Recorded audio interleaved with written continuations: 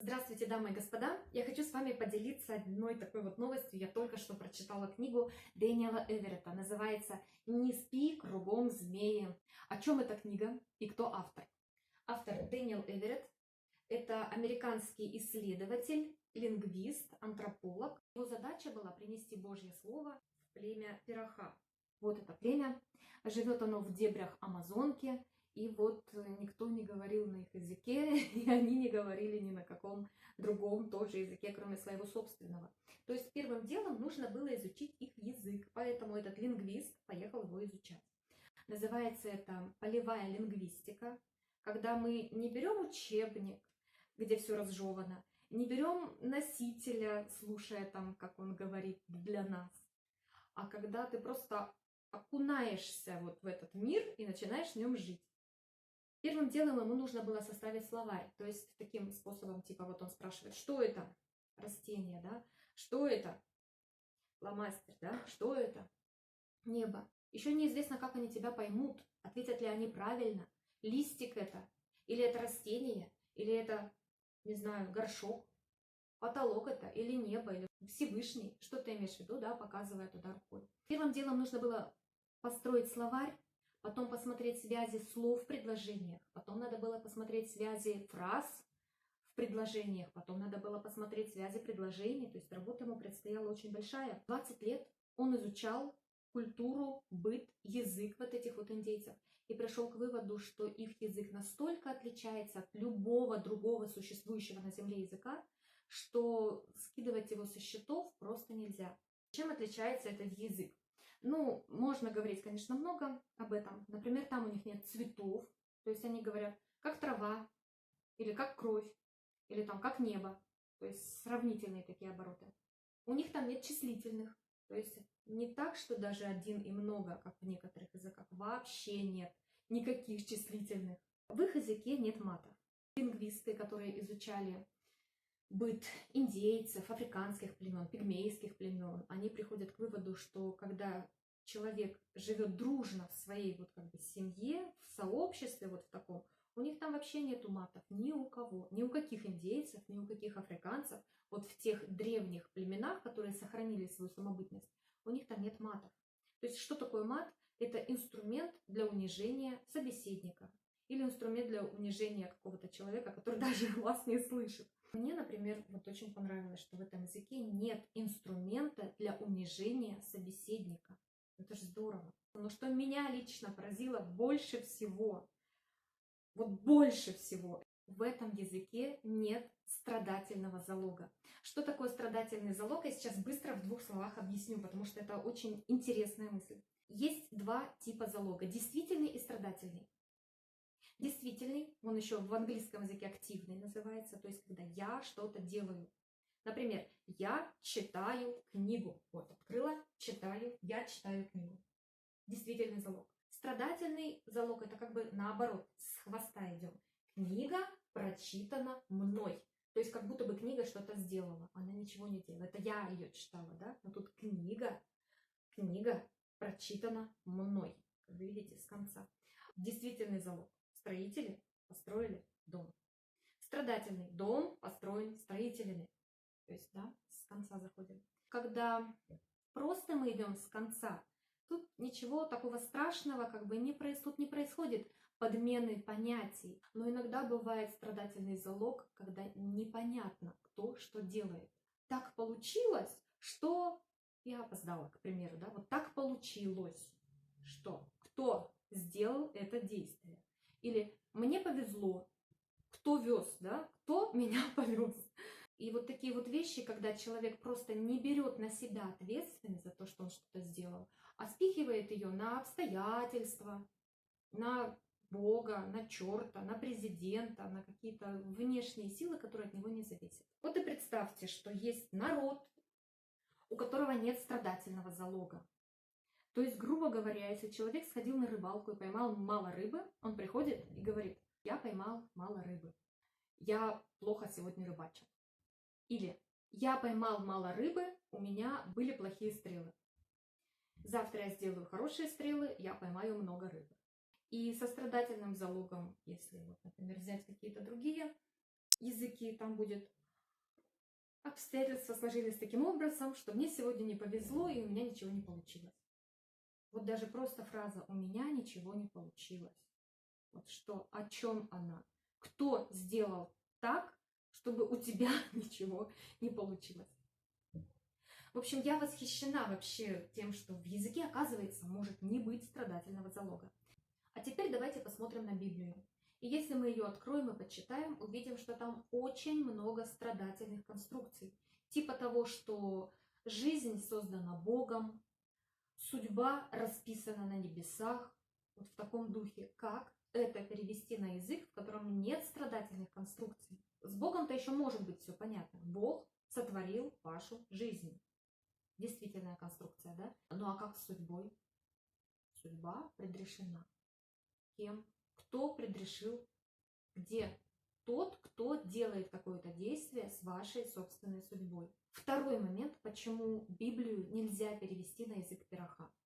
Это связано с модальностью. Я буквально вот 2 минуты расскажу про модальность. Модальность – это грамматическая категория, обозначающая отношение содержания речи к действительности. Ну, давайте посмотрим на действительность. У нас в нашем западном обществе принято считать, что есть факт какой-то. Например, возьмем факт. Это растение. Это же растение, это факт. Мы это видим, да? Факт. И есть модальность, это именно отношение говорящего к вот этому факту. Или отношение к действительности. Это говорящий. То есть его отношение. Он может сказать, возможно, это растение. Или может быть, это растение. Или конечно, это растение. Вот эти моменты типа конечно, разумеется, может быть, это как раз и есть модальность. В русском языке модальные слова всегда выделяются запятыми.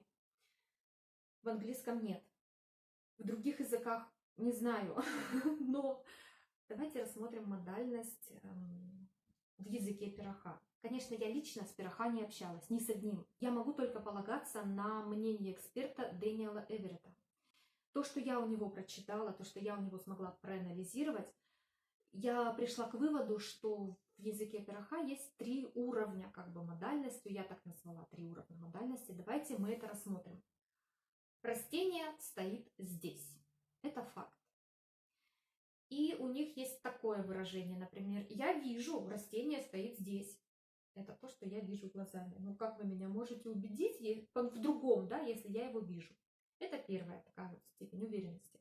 Второе, если человек из племени пироха не видит растения, вот, я не вижу его, но я могу предположить, я подозреваю, я считаю, что это растение до сих пор стоит здесь. Посмотрела, убедилась, о, правда. То есть я считаю, что какой-то факт. И третье. Сейчас с вами будет эксперимент. Я убираю растение. Оно стоит не здесь уже, да? Оно стоит вот здесь. Я его лично вижу. И я сообщаю вам. Товарищи, вот там стоит растение. Это уже 3-я степень модальности, когда вы мне можете поверить, а можете не поверить. Может быть, оно тут не стоит.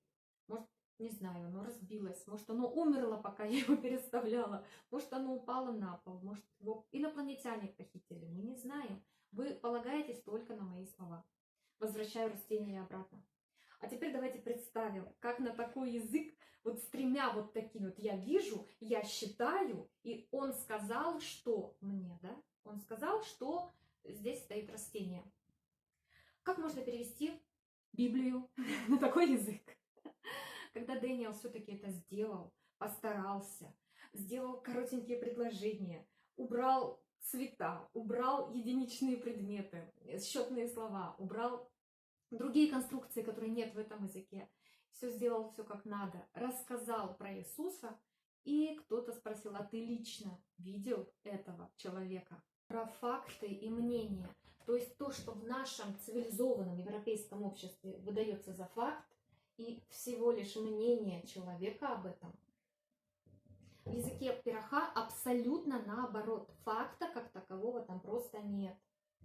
Там есть человек, который может воспринять что-то. Он может это увидеть, он может это представить, Или он может это услышать от другого человека, который это видел. Что главное в этой конструкции пироха? Главное сам человек и его восприятие. А вот это уже вторично. А в нашей цивилизации первично факт. Ой, как вам плохо видно, да? В нашей цивилизации первичен факт. А человек это так себе.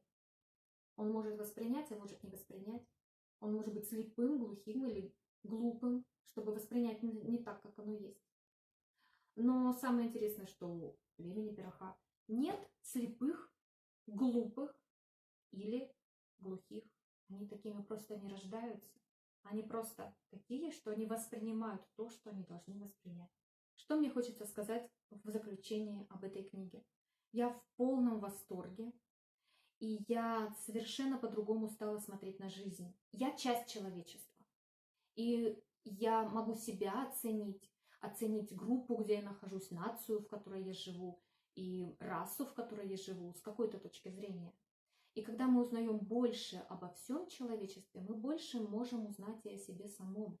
С этой точки зрения тоже. А вообще, нужно ли нам употреблять маты, например?